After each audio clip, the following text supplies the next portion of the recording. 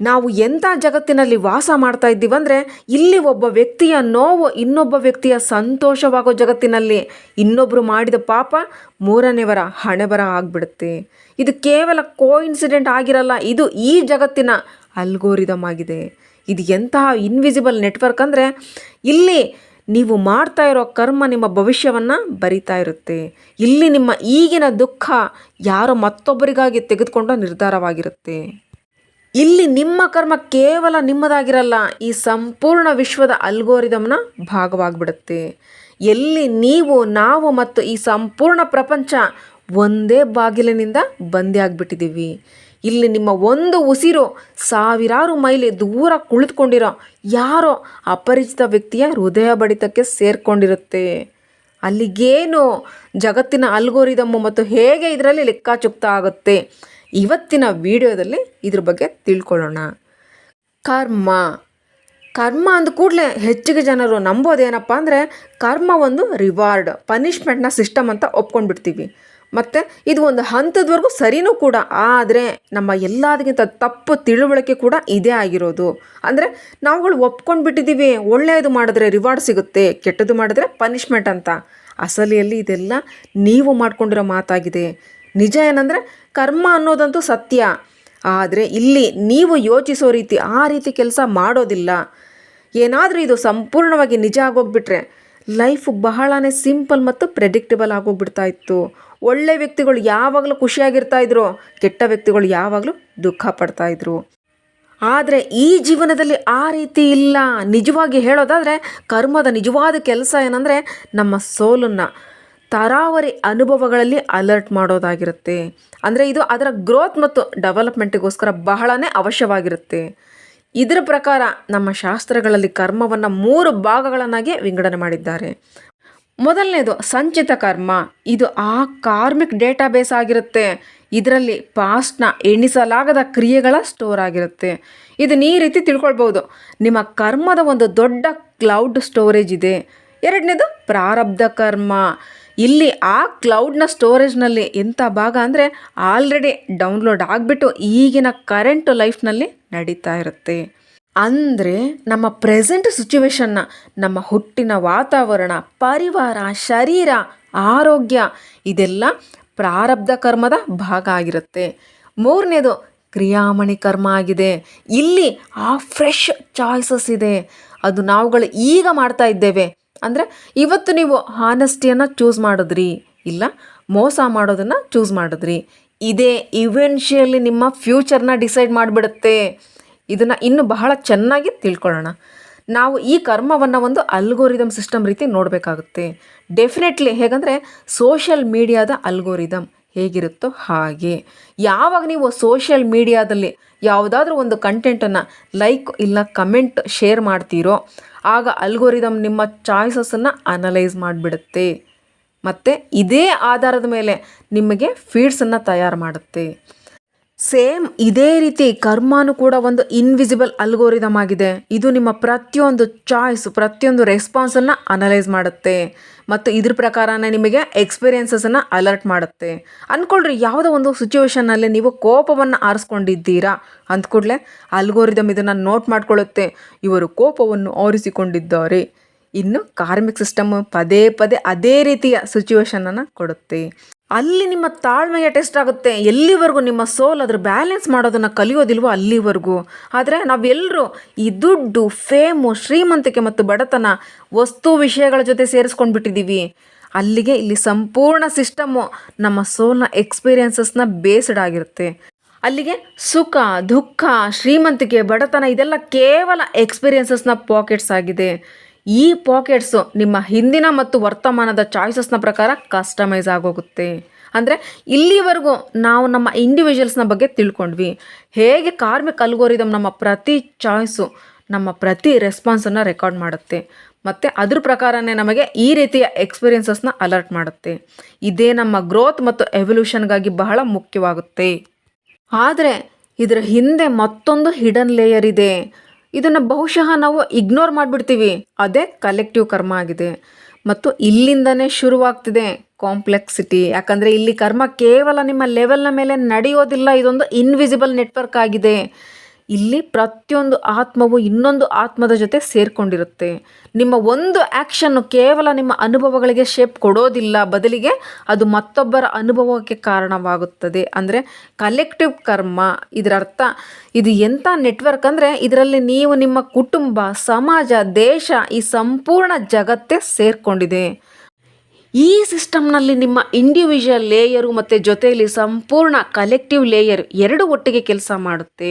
ಆದರೆ ಪ್ರಶ್ನೆ ಏನಂದರೆ, ಯಾವಾಗ ಈ ಎರಡೂ ಲೇಯರ್ಸು ಒಂದೇ ಸಲ ಜೊತೆಯಾಗಿ ಕೆಲಸ ಮಾಡುತ್ತೆ?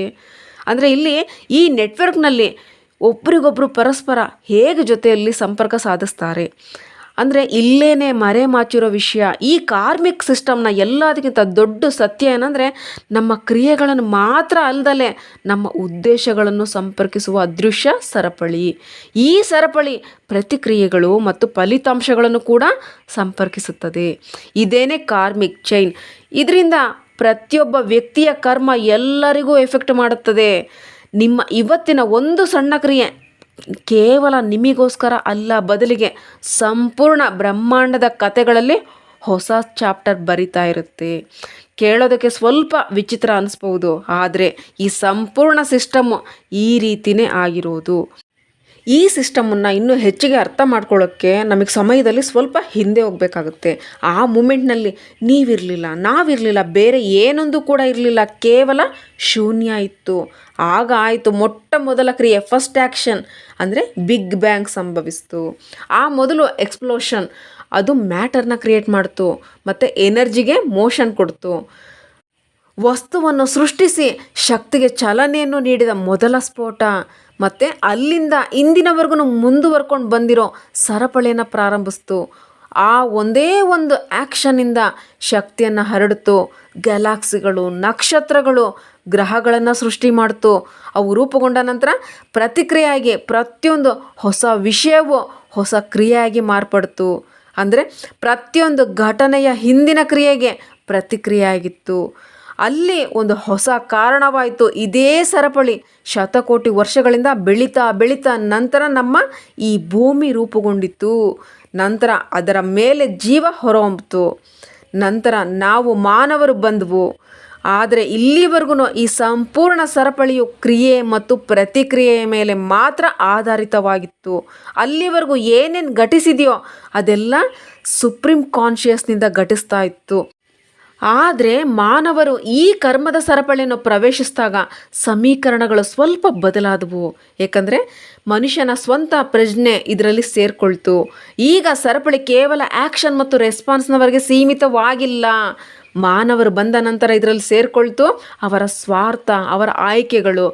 ಮತ್ತು ಇಲ್ಲಿಂದ ಕರ್ಮದ ಸರಪಳಿ ಜೊತೆ ಆಗುತ್ತದೆ. ಒಂದು ಕಲೆಕ್ಟಿವ್ ಸಿಸ್ಟಮ್.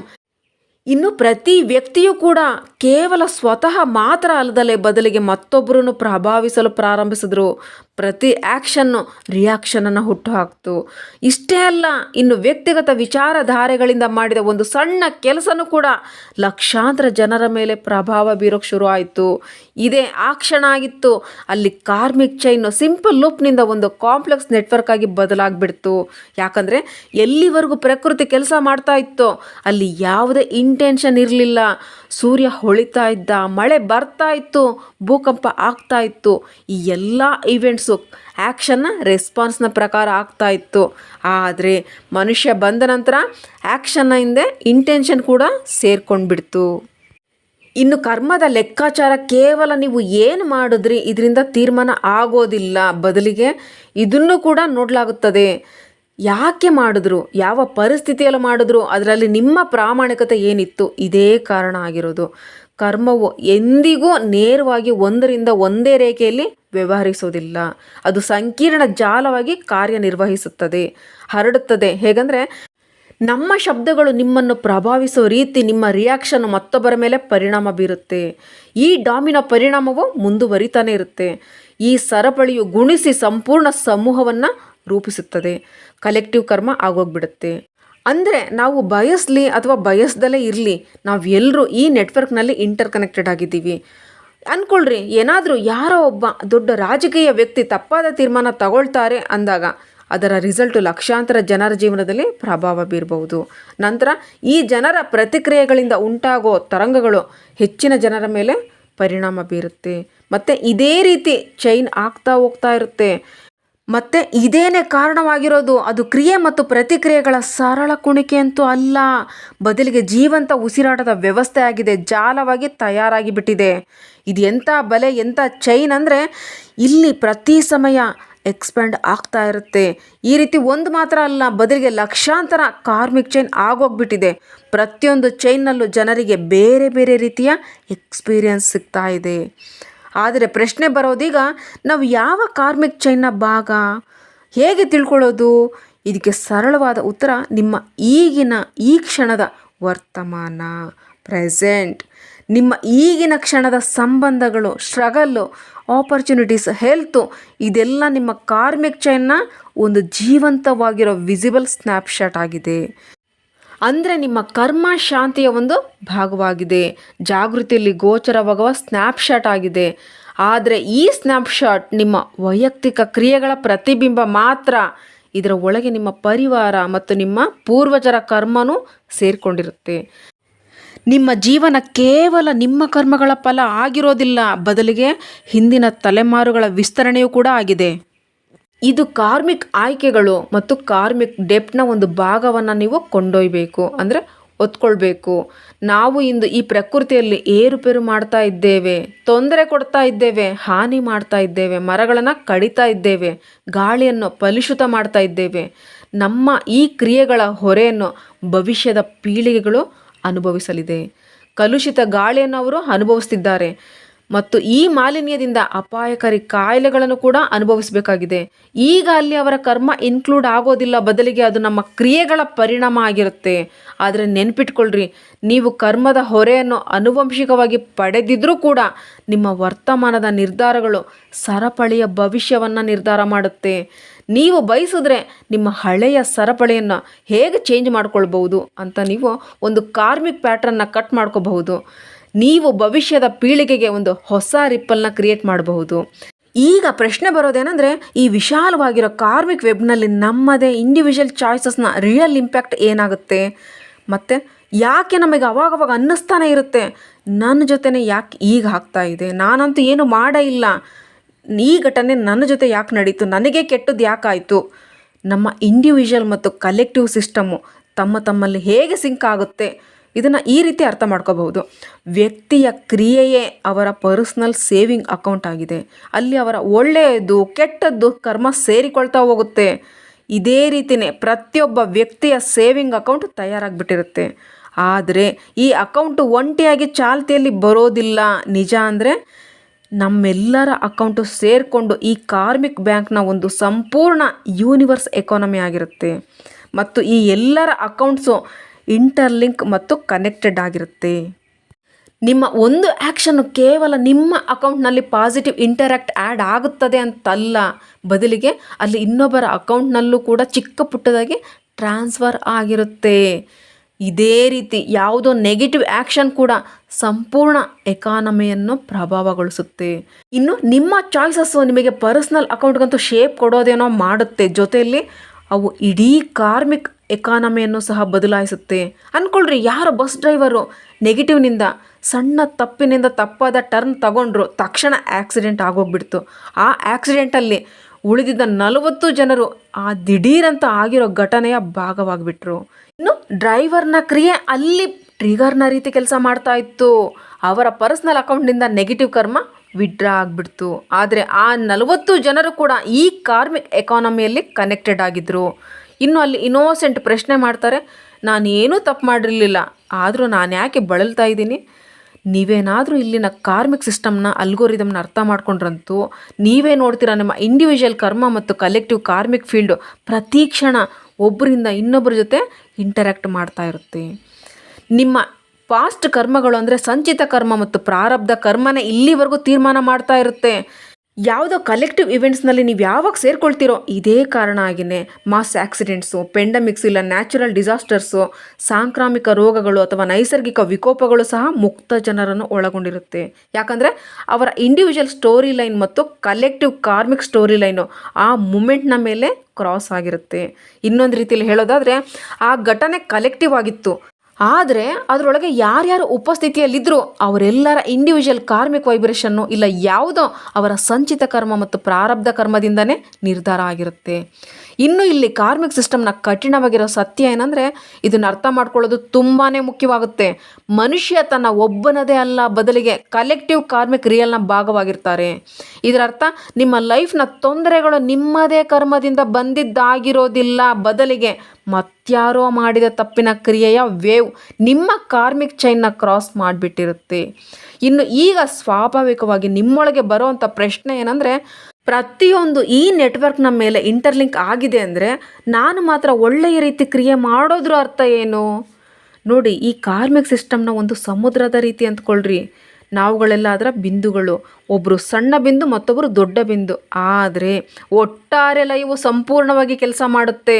ಅಂದರೆ ಪ್ರತಿಯೊಂದು ಹನಿಯು ಅದರ ಸರಿಯಾದ ಸ್ಥಳದಲ್ಲಿ ಕಂಪಿಸಿದಾಗ ಇಡೀ ಲಯವು ಪರಿಪೂರ್ಣವಾಗಿ ಕೆಲಸ ಮಾಡುತ್ತೆ. ನಿಮ್ಮ ಒಳ್ಳೆಯ ಕ್ರಿಯೆ ಅದೇ ಸಮುದ್ರದಲ್ಲಿ ಒಂದು ವೈಬ್ರೇಷನನ್ನು ಬಿಡುತ್ತೆ. ಮತ್ತು ಈ ವೈಬ್ರೇಷನ್ನು ಕೇವಲ ನಿಮ್ಮ ಫ್ರೀಕ್ವೆನ್ಸಿಯನ್ನು ಮಾತ್ರ ಮೇಲೆ ತರೋದಿಲ್ಲ, ಸುತ್ತಮುತ್ತಲಿನ ನೆಟ್ವರ್ಕ್ನ ಮೇಲೂ ಕೂಡ ಪ್ರಭಾವ ಬೀರುತ್ತೆ. ಇನ್ನು ನೀವು ಕೇವಲ ಮೈಕ್ರೋ ಲೆವೆಲ್ನ ಮೇಲೂ ಏನಾದರೂ ಮಾಡಿರಿ, ಆದರೆ ಅದರ ಪ್ರಭಾವ ದೊಡ್ಡ ಮಟ್ಟದವರೆಗೂ ಕೂಡ ತಲುಪುತ್ತೆ. ಮತ್ತೊಂದು ಮಹತ್ವಪೂರ್ಣವಾಗಿರೋ ಪ್ರಶ್ನೆ ಏನಂದರೆ, ಏನು ಈ ಕಾರ್ಮಿಕ್ ಸಿಸ್ಟಮನ್ನು ಸರಿ ಮಾಡ್ಬೋದಾ?